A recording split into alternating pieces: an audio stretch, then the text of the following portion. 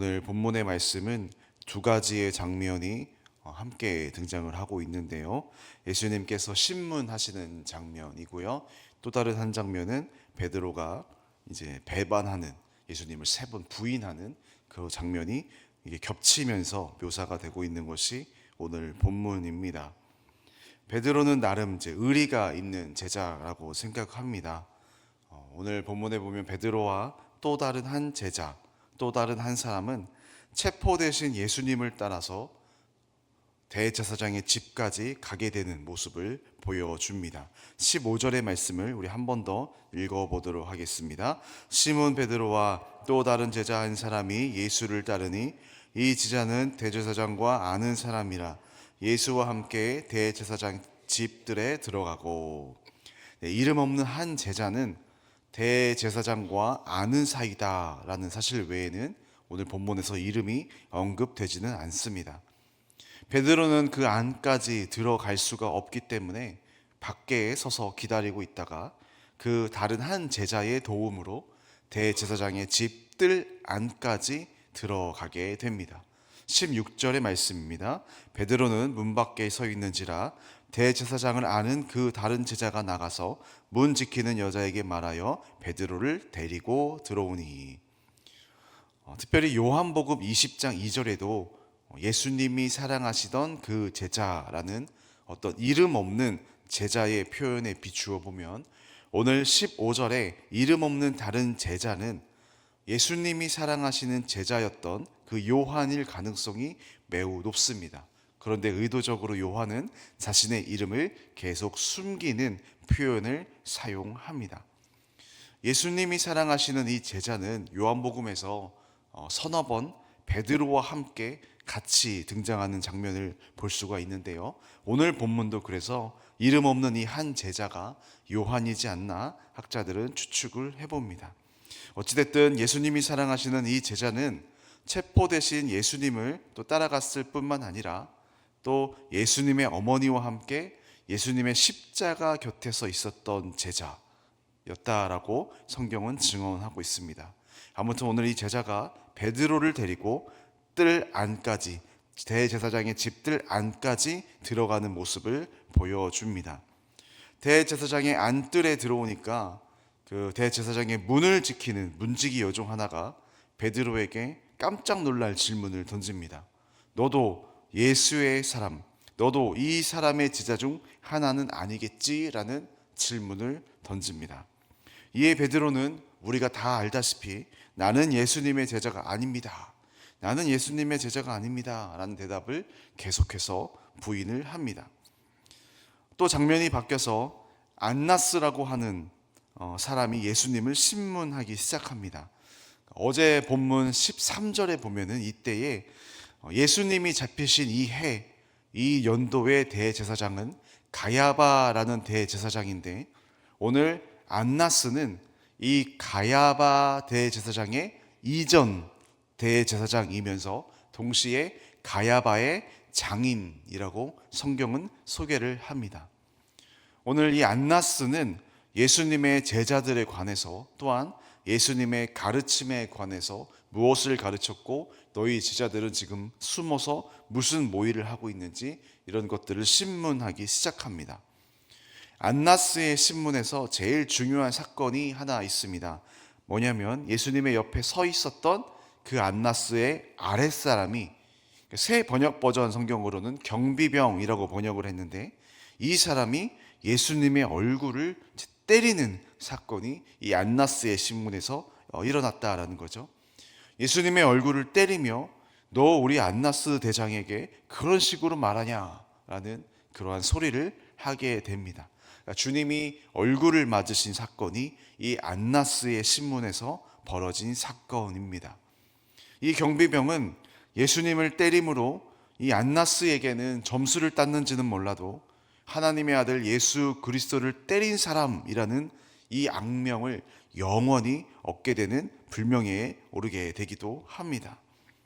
결국 이 신문에서 자신이 원한 것을 얻지 못한 안나스는 예수님을 결박한 상태 그대로 자신의 사위이자 현재 대제사장인 가야바에게로 다시 보냅니다.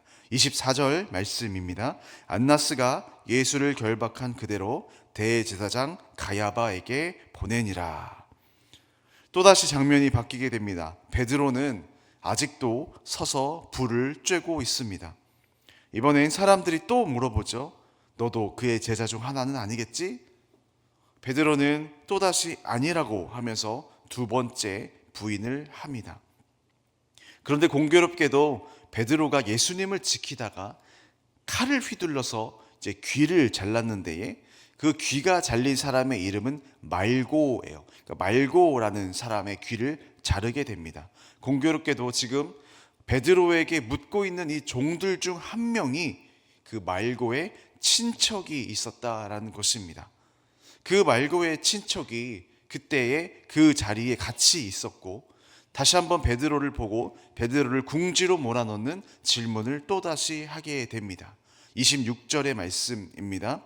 대제사장의 종 하나는 베드로에게 귀를 잘린 사람의 친척이라 이르되 네가 그 사람과 함께 동산에 있는 것을 내가 보지 아니하였느냐. 이 질문에 베드로는 세 번째 예수님을 모른다라고 부인하게 됩니다. 그리고 닭이 울게 됩니다. 누가복음에 보면 닭이 울자 주님께서 돌이키셔서 베드로를 보셨다라는 표현을 하기도 합니다. 그리고 이때 베드로는 주님의 말씀이 생각나서 너가 나를 3번 부인할 거야 라는 주님의 말씀이 생각나서 밖에 나가서 심히 통곡하는 장면을 누가복음에서는 기록이 되어 있습니다. 저는 오늘 이 베드로가 주님을 3번 부인하는 이 장면을 볼 때마다 베드로를 믿음 없다라고 나무라면 안 된다라는 생각이 듭니다. 베드로를 믿음 없다라고 우리가 함부로 비판해서는 안 된다라는 생각이 듭니다. 사실 주님께서도 베드로가 3번 부인했을 때를 보면요, 한 번도 베드로에게 미리 알려는 주셨지만 너가 넘어질 거야 라는 것을 미리 알려는 주셨지만 넘어진 베드로를 향해서 한 번도 나무라신 적이 없다라는 사실을 우리는 성경에서 알 수 있습니다. 우리는 성경 속의 인물들을 쉽게 비판해서는 안 됩니다. 물에 빠진 베드로를 비판하기 전에 정말로 바람 불고 파도 치는 그 바다에 우리가 한 번쯤 가서 여기에 발을 내디뎌 볼까라는 생각을 한 번쯤은 해볼 필요가 있습니다. 그 경험을 하게 되면 베드로가 여기에 발을 디뎠구나, 여기를 정말 걸어갔구나. 그러니까 이것을 생각해 보면은 베드로의 믿음이 대단하긴 하구나라는 생각이 들기도 합니다. 오늘 체포되신 예수님을 3번 부인한 베드로를 비판하기 전에 당시의 그 살벌했던 분위기를 우리가 한 번쯤은 상상해 보아야 합니다. 11명의 제자 중에 그 체포되신 예수님을 따라간 사람은 베드로와 오늘 이름 없는 다른 한 제자, 이 2명 뿐입니다. 비록 연약하지만 자기 자신이 할 수 있는 것을 하려고, 최선을 다해서 하려고 노력하는 베드로의 모습이 보여지기도 합니다. 주님께서 십자가에 잡히시기 전에 겟세마네에 가셔서 기도하셨을 때에도 그곳에 따라갔던 사람이 베드로였습니다. 비록 잠이 들었지만 그곳까지 따라간 사람이 베드로입니다.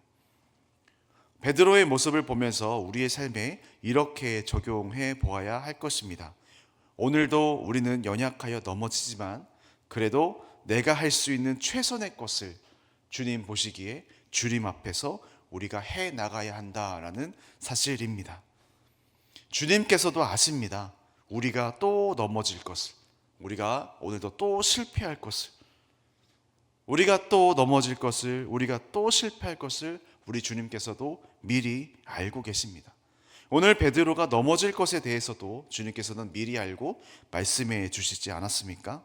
그러나 주님께서는 그 베드로를 나무라셨던 분이 아니다라는 사실입니다.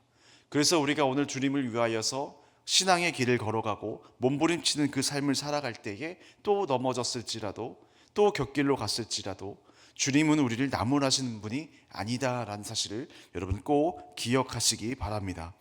오늘 이 사건에서 은혜가 되는 부분은 요한복음의 본문에 나와 있지는 않지만 누가복음에 보면 3번 부인한 베드로가 다시 결국에는 부활한 주님을 만나고 주님께 돌아오게 되고 다시 복음 전도자가 되기도 하죠. 그 복음 전도자가 될 수 있었던 이유가 있습니다. 무엇이냐면 이 베드로의 연약함, 이 베드로의 약함에 대해서 안타까워하시며 내 제자 시몬의 믿음이 떨어지지 않도록 시몬을 위해서 기도하신 예수님 때문에 그렇습니다.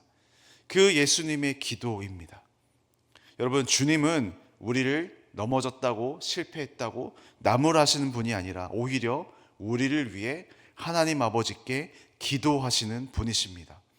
그래서 중보자, 위로자, 성령님을 우리에게 보내주셔서 오늘도 믿음이 연약한 우리를 위해 도와주고 계시다라는 사실을 분명히 믿으시기 바랍니다. 가끔 이 베드로의 3번 부인한 사건을 우리가 3아웃이라고 여길 때가 있습니다. 여러분, 그러나 3아웃이면은요, 베드로는 다시 주님께 못 갔을 겁니다. 주님께서는 베드로에게 다시 찾아오지 않았을 것입니다. 너 기회 줄 때 잘해라. 기회를 줬는데 너 실패했어. 너 이제 3아웃이야. 그러니까 주님께서는 이런 식이 아닌 거죠. 여러분, 이게 3아웃이면은요, 우리는 벌써 몇 번 삼진을 당했는지 모르겠습니다. 우리는 지금 예배 드리러 나오지도 못했을 것입니다. 박희석 목사님께서 쓰신 책이 있습니다. 은혜는 내일 오지 않는다라는 책에 보면은 이런 가슴에 와닿는 글이 있습니다. 그 글을 그대로 제가 가져왔는데 읽어보도록 하겠습니다. 뭐라고 써져 있었냐면, 하나님은 우리의 연약함을 내치는 분이 아닙니다. 약해 빠졌다고 나무라시지 않습니다. 슬플 때는 실컷 우시기 바랍니다. 아이들은 넘어져서 혼자 울다가 엄마나 아빠가 오면 더 크게 웁니다. 똑같습니다. 예수님 앞에서 체면 차릴 게 뭐가 있겠습니까? 우리의 아빠 하나님 앞에서 더 크게 우는 것이 자녀의 당연한 모습 아니겠습니까? 주님 앞에 나와서 실컷 우시기 바랍니다. 그분이 우리의 눈물을 보십니다. 라는 글귀였습니다. 여러분, 오늘도 넘어지며 오늘도 곁길로 가는, 또 신앙의 길을 걷고 싶지만 그렇게 살지 못하는 연약한 내 자신의 모습을 다시금 발견하십시오. 그래서 연약한 모습 그대로 주님 앞에 나와서 이렇게 기도하십시오. 아버지, 저는 주님이 도우시지 아니면 아무것도 할 수 없습니다. 오늘도 나의 삶을 도와 주시옵소서. 그분은 우리의 약함을 나무라시는 분이 아닙니다. 다시 우리를 찾아와 주십니다. 다시 우리를 안아주시고, 우리가 연약함 때문에 힘들어하고 어려움 때문에 울고 있을 때에 주님께서는 다가오셔서 우리를 다시 한번 안아주시고, 다시 한번 이 신앙의 길을 걸어갈 수 있도록, 이 십자가의 길을 걸을 수 있도록 우리의 손을 잡아주시는 분이심을 오늘 이 새벽에 믿고 나아가시기를 주님의 이름으로 축원합니다.